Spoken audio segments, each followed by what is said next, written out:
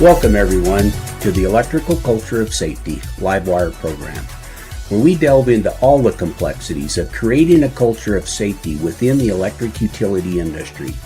In each episode, we feature interviews with subject matter experts, industry leaders, safety professionals, and field personnel from across the industry, where we discuss ways to develop a collective reflection of the perception, attitudes, and shared experiences of the safety culture within our industry. Welcome to ECOS Livewire. Hello, everybody. Welcome to Electric Culture of Safety Livewire. And we're very excited about our special guest here today, Mark Forster. He's CUSP, Certified Utility Safety Professional with Institute for Safety in Powerline Construction. I met Mr. Forster several years ago. He was working with Pennsylvania Power Light, PP&L, and he was on his own time.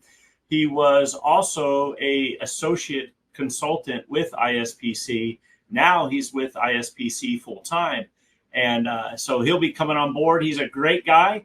There's several folks that I know in this industry that are dedicated, that are amazing, passionate, and real, genuine people.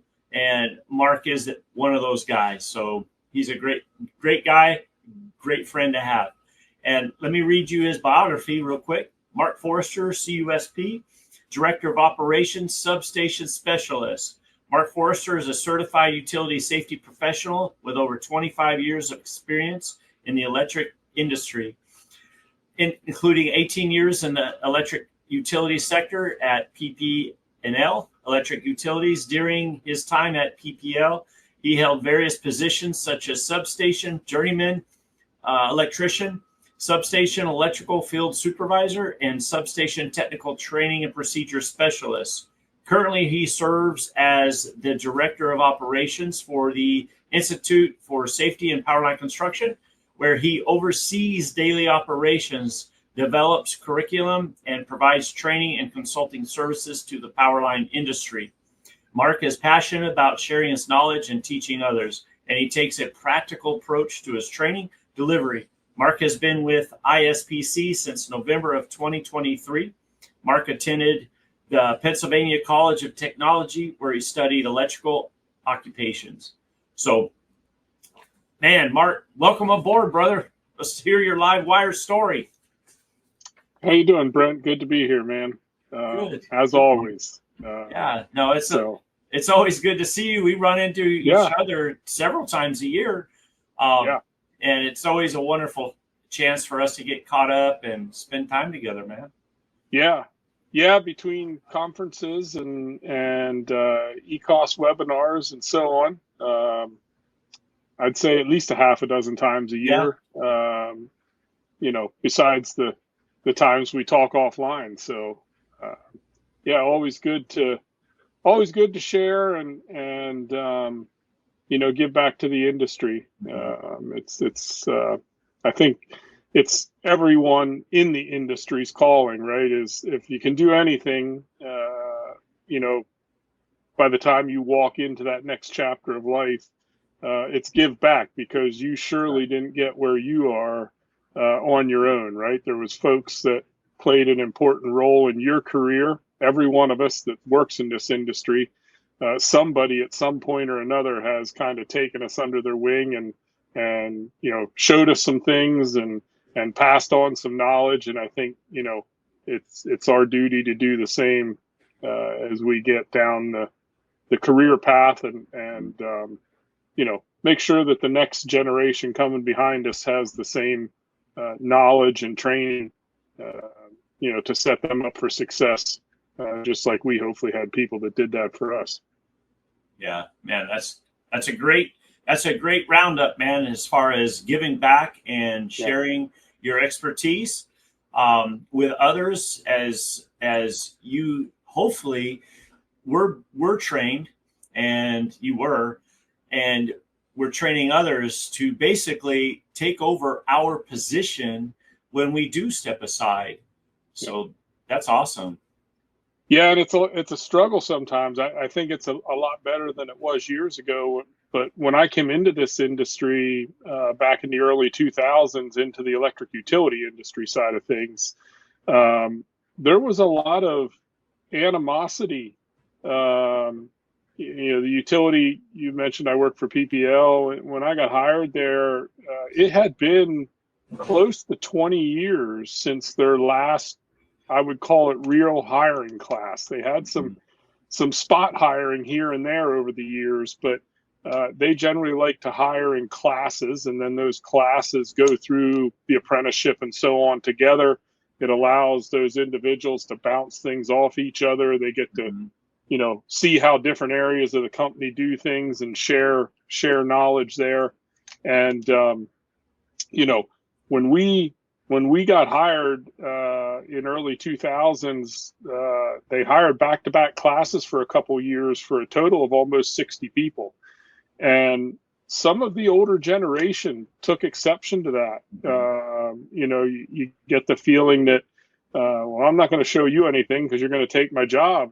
Well, no, till I know what you know, you'll be ready for retirement, and you're just setting me up for the future. So that has gone a lot by the wayside now these days, I hope. And, hopefully, you're right, Brent. We're essentially training people to take our jobs, right? We're hoping that we can, give them the information and knowledge they need so that they can be successful, once we step into that, to that next chapter and retire.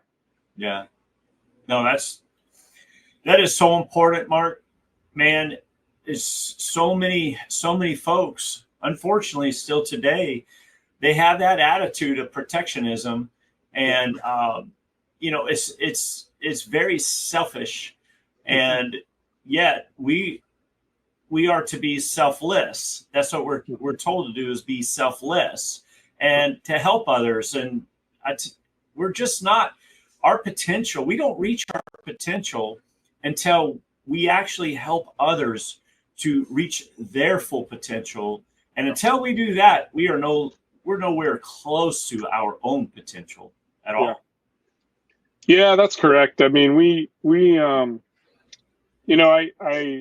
one of the reasons I kind of moved into the consulting world was the ability to reach more people, right? And so, as you said in the beginning, my specialty background is substations. We're kind of I guess you could call it behind the scenes entity, right? When you talk about line work, what's everybody think of? The overhead line worker, right? The guys that are out in the bucket trucks up on the poles and wires, because those are the folks you see all the time, right? When you drive down the road, you're not looking in the substation to see who's in there working inside that fence. You drive by and, there's guys up in a bucket truck on a pole. Normally, because there's flaggers, you have to stop. You might have to drive around that stuff. But you don't so much see the substation worker, right? And it's a vital part of the system. There's a lot of intricacies that you don't have out on the line, right? And so it's a very specialized field. And not that line work isn't. I don't want to take anything away from line work, right? It takes a very special individual to be able to work in this industry, period, no matter what your discipline is. There's a lot of, storms and long hours and environmental challenges and so on and so on. So I don't want to take anything away from anybody, but it stepping from a company or a utility into the consulting world, it just gives you a little bit more reach. It gives you the ability to touch hopefully some more folks and make a positive difference. Because we see every day, we do a lot of consulting. I spend a lot of time on the road with customers, and I know you've been around the country multiple times, and with your trips with ECOS, and it amazes me, but it doesn't amaze me when we talk about certain subjects, and still today, the lack of understanding of how this stuff's really supposed to work. And I just we have the luxury at ISPC to have some of the best in the business, and we take that, we don't take that lightly, right? We understand the position we're in, and hopefully the services that we offer, and we want to make sure that folks out there are doing it right. And like you hear everybody say, we want everybody to go home at the end of the day the same way they came to work, and that's the main goal. That's right. Yeah, when I heard a few years ago that you and Mr. Mac Turner, the executive there at ISPC, when you guys made that agreement to come full time over to ISPC, I was excited, man, because I've already had known you for a few years, and you actually came here and spoke for an ECOS regarding the substation grounding, which was amazing before you were hired on. So you came to South Carolina, and your presentation is amazing. And I recommend that whoever does not have Mr. Mark's several now, ECOS Linemen Safety and Tool, what do we call it? National Webinars. If you don't have them, man, just contact me, because they're really, really good. And now you're what, director of operations now, right? Yeah, director of operations. So, been slowly, kind of slowly learning the ropes under Mac, and, getting more and more of a point, doing more of the day-to-day operations and some of those things. It's ISPC is a very small company. So, director of operations doesn't mean, hey, here's your set job duties, right? So it could be doing some of Mac's stuff when he's out.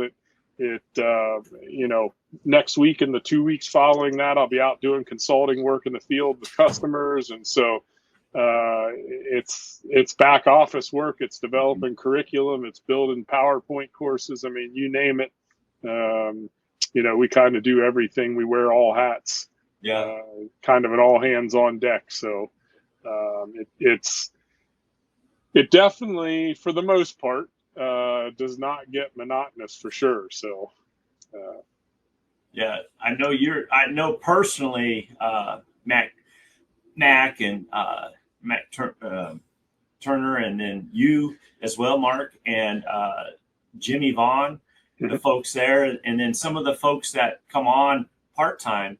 I know from time to time, I know that you all are extremely busy, and as far as I understand, you all are more pound for pound, probably the most powerful overall encompassing company as far as the details, and especially as far as overall experience combined.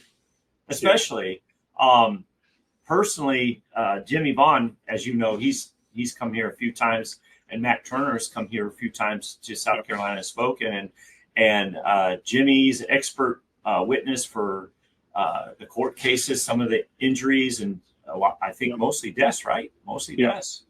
And I've spent so much time talking with them and talking with you all on back screen, and getting to know everybody as a friend.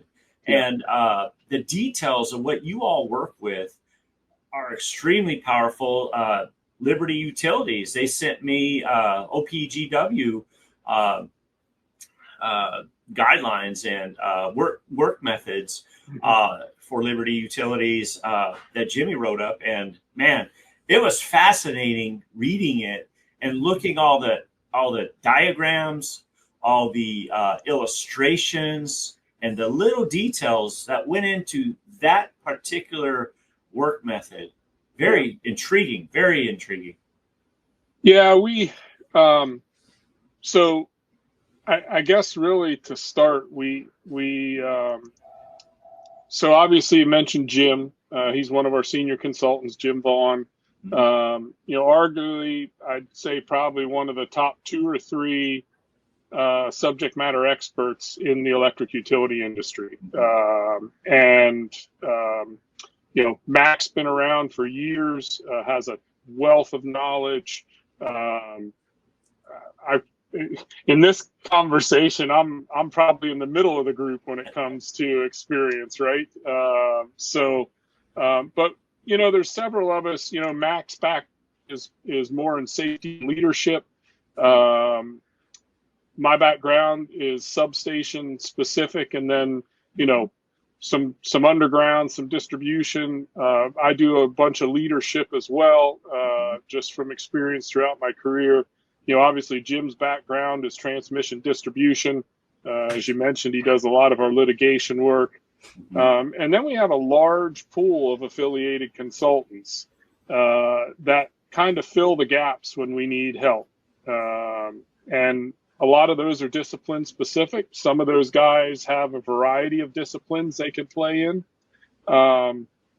But I tend to agree that, at ISPC, we can kind of do anything. When it comes to craft training, we cover all craft disciplines, distribution, transmission, substation, underground, metering,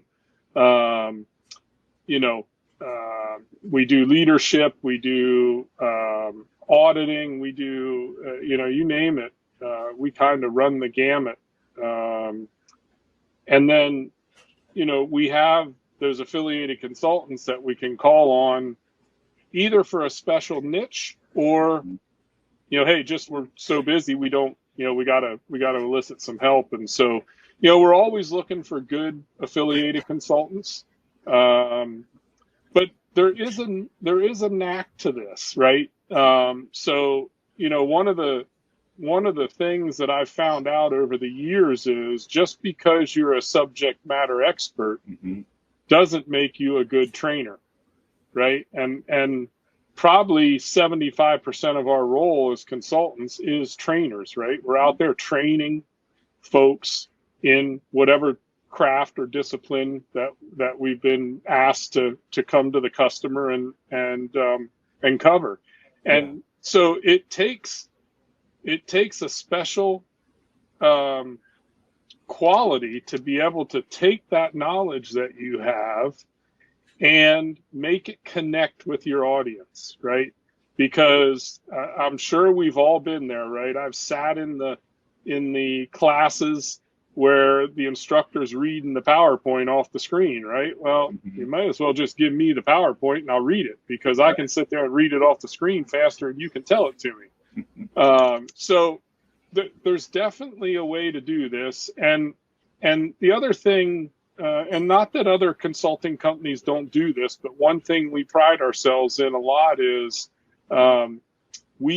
everything we do is taught and built with the current industry standards and best practices in mind, right? You're not going to come out to one of our training sessions and get a PowerPoint that was just what somebody thought you needed to know.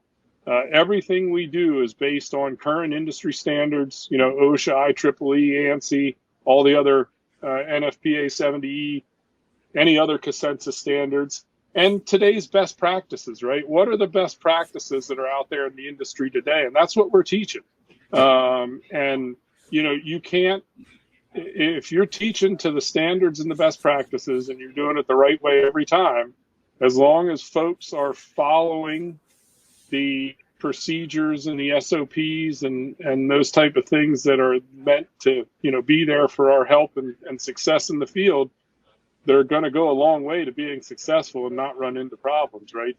Everything we do is there for a reason, from training to standards to job briefings to, the webinar stuff that you guys provide. I mean, it's all there to help assist the field folks to be able to do the best job they can do day in and day out.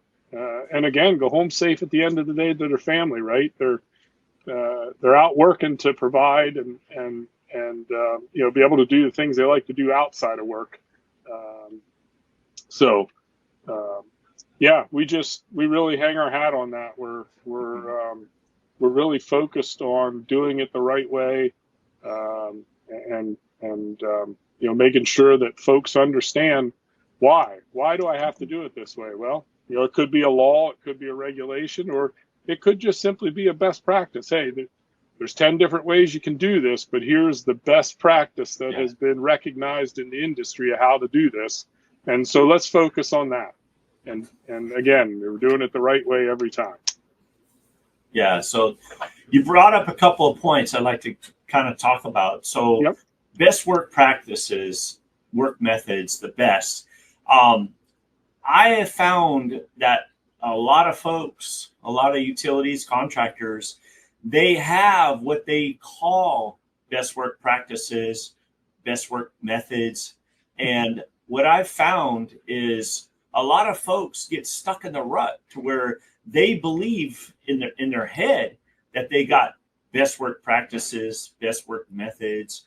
But it's important that we stay open, because what I believe ISPC brings to the table is a lot better than what they thought were best work practices.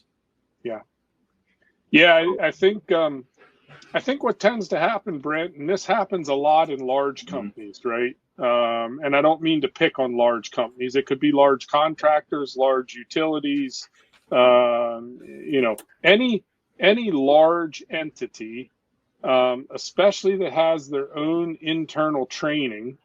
What tends to happen is you feel like you have a good program, and maybe at the onset you do.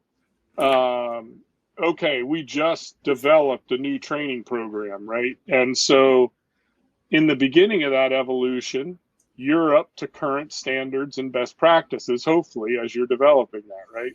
But what tends to happen is, and this happened, the utility I work for, and it's the position they're in right now with their substation. And so that program was built probably 40 or 50 years ago, right? When training really became a thing. And then what happens is, over the years, people try to keep up with what's changing, with the evolution of our industry. And so changes get made here and there and going down the road. And it's, this year it's this person, 5 years from now it's another person, 10 years from now it's another person. And so you're getting different perspectives. But what tends to happen in that larger company is you might not always be focused on the OSHA standards and best practices and so on. You're focused on what your experiences is and what you have learned over your career. And so that's what you put into that training program or those procedures. And not that it's bad information, but it might not be the best information, right? And so then what happens is you get 20 or 30 years down the road, and all of a sudden your program has veered to the left or the right? Not necessarily. And so, one of the things I did when I got into the training program at PPL is we were looking to revamp our temporary grounding policy. And so I went to my boss and I said, you know what? This policy has been revamped however many times over the last 15 or 20 years, all internal. Okay. I said, I recommend that we go find a third party to review this policy and just give us some feedback. Yeah, it's going to cost us a couple $1,000, whatever. But isn't it worth it to make sure our folks are doing things the right way and make sure that our policy isn't telling people to do things they really shouldn't be doing, right? And so that's really how I got, funny enough, how I got involved with ISPC. Somebody internal to our company said, hey, why don't you reach out to Jim Vaughn? He had heard him speak, do his grounding and bonding presentation at a conference somewhere, and let's start there and reach out. And so I reached out to Jimmy and Mac, and Jim reviewed our grounding policy, and there wasn't anything major, But there was a lot of little stuff that we needed to change. There was a lot of duplication of stuff.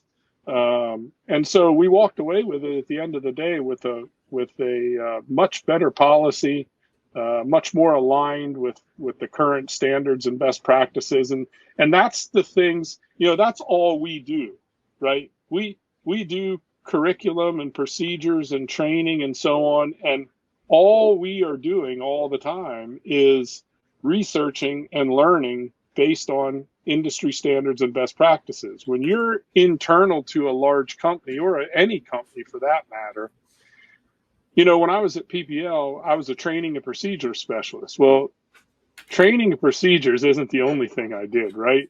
I had to respond to storms. I had to do other kind of trainings. I had to help out in somebody's absence, right? And so the time that I got to sit down and actually research and develop curriculum or courses and training was very minor, right? Your title's a training and procedure specialist, but just like with any company, you more than likely are wearing multiple hats. And so, I think it's one of those things that, and I can tell you just from experience, Brent, like I said, I've only been full-time at ISPC since 23. Mm-hmm. And in that 2-year period, my knowledge level has jumped significantly compared to what it was when I left the utility, just because all I'm doing is playing in this space right now, right? We research and develop every single day of our career now. Mm-hmm. And so that's how we stay on top of things, right? We're always, I reference OSHA and other standards multiple times a week, right? And so it's not to take anything away from the field worker or the safety specialist or the field supervisor or whatever role you want to look at in a contractor or utility company. It's just not their main focus, right? They're doing so many things, they just don't have the time to focus on this. So, when it comes to your procedures and policies, you really need a couple folks. If you're a large company, you really need a couple folks that are focusing on nothing but your safety manual, your work procedures, your, work instructions, work methods, whatever you want to call them, so that they can do the due diligence that needs to be done to these things.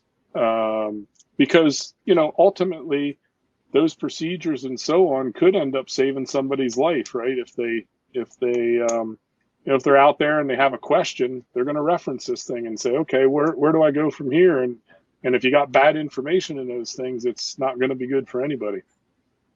And that's the power of third party, Mark, is provide your folks, your team, we like to call a line team, provide your line team that third party expertise, somebody that folks don't see every day, somebody that's new, somebody that's fresh, somebody that's geared to concentrate on, like you said, a particular item, a particular thing that's within your organization. It's 'cause sometimes if we have folks in our own line, on our own line crews that are coming in and training us week in, week out, month after month, after a while, we start, you know what? I've heard this guy so many times, and we start losing folks as far as that learning, continual learning, and that dynamic. So I'm all in favor of third party. I believe that shows third party expertise. I believe that shows your people in your organization that they're valuable more so, and that you really care. Yep. Yeah, I couldn't agree more. You hit the nail on the head when you said that when frontline workers hear the same messages from the same people day in and day out, it becomes white noise. I don't care what anybody says, it becomes white noise. And for a period of time at PPL, when I was there, when I was a supervisor, they tried to drill a lot of the training and messaging through the frontline supervisor. Well, my guys see me every day. They hear me every day. Every morning we have a morning meeting before the guys go to work. They're hearing my message. They're hearing my messaging, my thinking of a message that was sent down by senior leadership, right? I'm delivering it in my own way. Well, let's just say, for argument's sake, 50 other field supervisors at PPL across the entire territory that their crews are hearing the same message and the same messaging from their immediate supervisor day in and day out. And not to mention that now you have 50 different messages going out, right? So unless you're bringing a message out and the supervisor is reading it word for word at every one of those 50 locations, the whole entire company is getting 50 different messages, right? Because normally everybody's going to put their own little spin on it, right? And so the power of third party is, a third party can come in and, okay, it's going to take a little bit of effort. You're going to have to set up some sessions. You're going to have to pull your people out of the field for an hour or two, right? It takes a little bit of effort, but you couldn't be more correct in saying that your folks are going to see, by you bringing a third party in, hey, these guys care, right? They care enough to pull me out of the field for a couple hours, sit me in a room, let me hear something different for once. Let me ask some questions to somebody other than my field supervisor. Let me, be open to new things. Because again, what and you said it again, Brent, that you tend to be caught up in your own little silo when you're in your own little company world, right? And if you don't have any outside influence to challenge the status quo, you just hear that same message over and over again. And, then there is nothing, what is there to bounce that off of to make sure, hey, is this really the right way to be doing this or the best way to be doing this? Well, I don't know, because I never knew anything else. This is just how I've always done it. It must be right. I'm going to continue to do it. We don't have a lot of people getting hurt, but you may not be doing it the best way, right? There's other ways out there. And so having a third party, whether it's ISPC or any other consulting firm that comes into your company to do training with your frontline folks or any of your folks, right? We do leadership. It could be your mid-level management folks. It could be your senior leadership folks. We've done them all. You just benefit significantly from having that outside voice to kind of reason against what you're doing, right?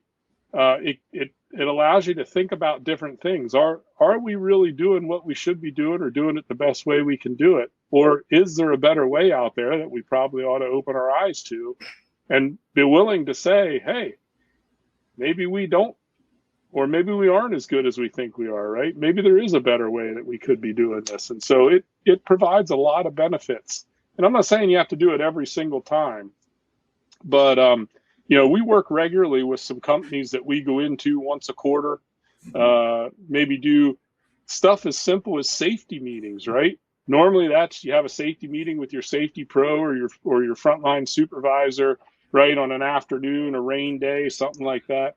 Well, show your folks you really care about safety and bring somebody in from the outside to just have a 2 or 3 hour safety meeting with you and give you some different things to think about and some different perspectives. It'll really open up your organization to say, wow, okay, let's not just go through the paces here. Let's really think about the best way that we should be doing the work we're doing every day.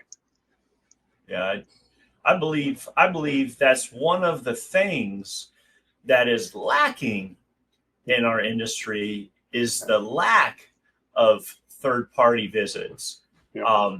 You have some utilities. I know you guys shared some with me as far as you have contracts with and quarterly visits and things like that. But Mark, that's something that should be happening everywhere. Yeah. All the cooperatives, the municipalities, investor owns, especially the C word, contractors, especially contractors, they need those third parties. They got to have those third party influences and communication, period. If they truly believe in safety and not all about the dollar. That's right. Bottom line.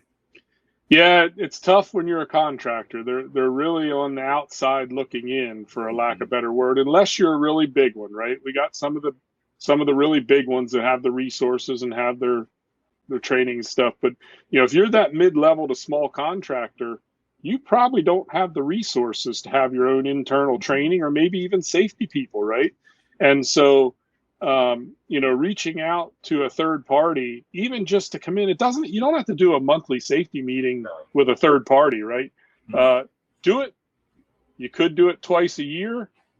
Probably the preferable delivery method would be quarterly, right? Have them come in quarterly. You can develop your own safety agenda, or you can work with that third party person to help create that third party agenda.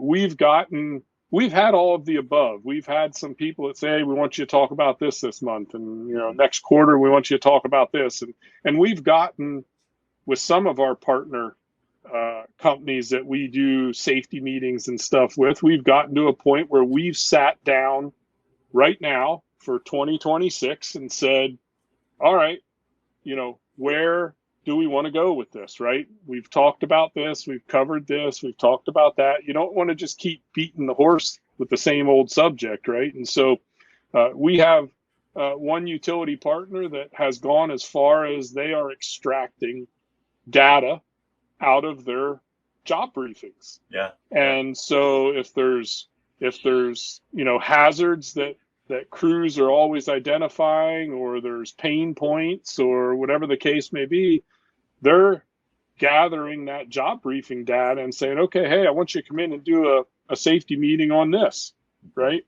And so, it goes a really long way to, one, showing your people that you care, two, opening your eyes to new ways and different things. And you're exactly right. The contractors, it's tough because they're out there, they're bidding on jobs. They're, it's a very ultra competitive industry. Everybody wants the work, right? And, so they got to watch their P's and Q's, but that doesn't mean you can ignore training and safety, right? You got to keep your people, because what's going to happen is, if you're not giving your folks the safety and training that they are, one, if it's safety related tasks, required to get via OSHA or per OSHA, but even the other stuff, right? If you're not keeping your folks well informed and trained and so on, what's going to happen is you're going to start having accidents. Yeah. Or you're going to start having incidents, and then more than likely the host utility that you're working for is going to say, you know what, we're tired of you having accidents on our system. Bye-bye. Yeah. You're no longer working for us. So now, not only did you not invest in your people and invest in your future, now you just lost your future because you got kicked off somebody. And once you get kicked off enough systems, you're going to start having trouble getting onto anybody's system, because that word's going to start to get around that, hey, these guys do good work, but figure on 3 or 4 incidents every single year because they're taking shortcuts or making mistakes or, whatever. So that's a vicious cycle you don't want to get in, right? You gotta, if you're a contractor, you're going to have to do some investment in your people. That's all there is to it. Yeah, I think, I've personally heard of a few of those where incidents have taken place and folks have gotten kicked off jobs. Yep. Midstream too, the wording of some of these contracts, there's a lot of responsibility of not just the contractor to put something together, restringing or reconduct, whatever they're doing. Yep. But there's a responsibility that the folks that are hiring these contractors are expecting, and that is to keep things safe. Yeah. And some of that onus goes on the utilities too, right? Mm-hmm. And I've been in these conversations from my time as a supervisor at a utility. Some of the onus goes on the utilities to work with the contractors that are doing work on their systems, to allow them a little bit of downtime to train their people, to allow them to, hey, we got a couple bucks in here because we got a safety meeting this quarter, right? And we're going to take our people out of the field for an afternoon to sit in a safety meeting. And so, if you're the host and you have contractors working on your system, there's as much accountability on you as there is the contractor to keep the contractor's people safe, right? Yeah.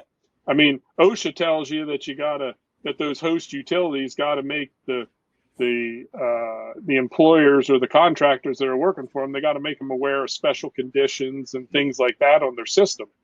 But you also got to work with them folks and give them the resources or help them gain the resources and the availability to keep their people trained and knowledgeable, right? If you're a company that is so focused on the dollar, and so you're taking that lowest bid because it's the lowest bid, you got to sit back and ask yourself, am I really doing the best that I can be doing, right? Because you're potentially going to get a contractor then that doesn't have those resources to train and keep their people up to speed. And more than likely, you're also going to get, probably change ordered to death, because as they get in the job, they're going to figure out, oh, we didn't bid on that, or we didn't think about that, or we forgot about that. And so, too often the utilities or the host company, I shouldn't say utilities, it's not only utilities. Right. The host company is so focused on the bottom line that they forget to look at the safety and training stuff, right? And so you're really, again, kind of, shooting yourself in the foot, because, we want to get our best bang for our buck, but we also need to make sure that contractor has the resources and availability to keep their people trained and fresh when it comes to the standards and the best practices. And so it takes both. They got to work with each other. It's not solely on the contractor. It's their accountability to make sure their people get it, but they need some help. Yeah. It's interesting. We're actually talking about a subject that I believe you all can help foster throughout the industry right now, and that's as far as the host, whether it's a utility of some sort, and how they work with their contractors. About a year ago, I was at an Encore safety meeting with several of their contractors. I believe there is at least probably 5 or 6 different contractors that work on their system. And it was called Back to Basics Safety. It was a safety back to basics. And it was the first one. It was the first one apparently that they had. But I thought it was a very solid idea. And I think ISPC can help foster this throughout our industry.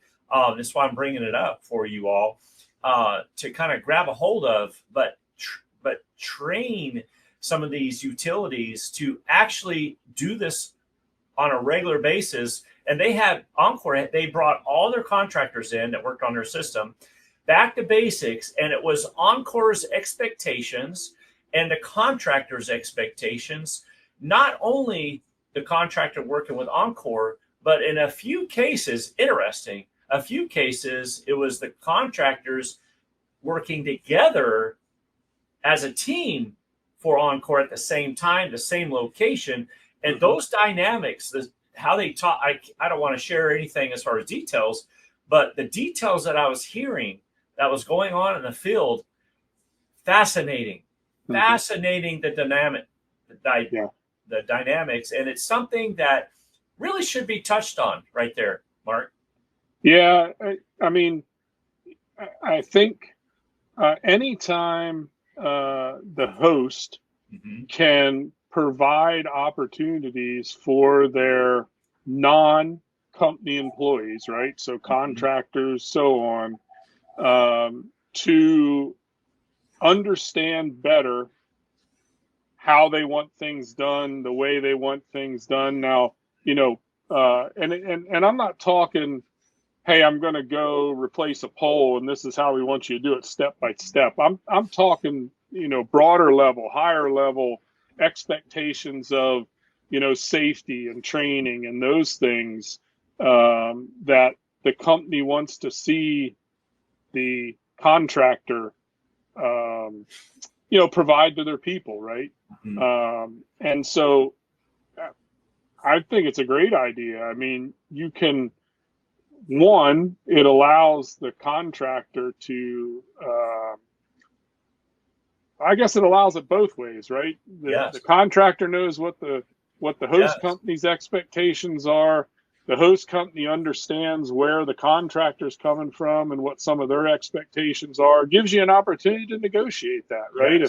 Yes. Hey, well, we'd love to do that, but here's our challenge, mm-hmm. or here's why we're going to struggle to do that, right? And maybe a lot of these contractors work on a lot of different systems, right? So it also gives the host utility the opportunity to listen to the contractor, and the contractor could say, well, hey, I kind of like what you're doing, but over here they did it this way, and that might be a better way to look at it. And so, it gives that sharing opportunity both ways, where both entities can learn from each other and potentially learn from outside their own organization. And so, we at ISPC would love to, work with any, whether it's either side of the fence, right? To help, we're all in this at the end of the day, whether it's you, Brent, with ECOS and Bierer Meters, or whether it's ISPC, or whether it's Encore or Centerpoint Energy or PPL or AEP, it doesn't matter. Primoris, whoever, we're all in this for the same reason, right? That's right. To build our infrastructure, maintain our infrastructure, keep the lights on as close to 100% of the time as we can, support each other in storm response and emergency type situations, right? And keep our people safe and going home every day the way they came to work. We all have the same goals. Yeah. Whether you're the utility, the contractor, the muni, the co-op, the consulting firm, the training firm, the safety, we're all in this for the same reason. And we all play different parts in it. And we could absolutely benefit from sharing across all all entities. Again, too, whether it's non-union, union, there's another one that often gets in the way, right? It's a big roadblock for some, and it shouldn't matter. If I'm on the union side or I'm on the non-union side, it really shouldn't matter. We're all here for the same reason, right? Okay, maybe I don't have the luxury of working for said company that is union backed. It doesn't mean I'm dumb, right? And a lot of us that are now in consulting roles or working with contractors that aren't union have come from union backgrounds, right? Right. Me being one of them. And so, to say just because now in my career I'm a non-union person that you don't know what the hell you're talking about is the craziest thing from anything. You know what I mean? There is a lot of expertise in our industry on both sides of the fence, and we should be leveraging that.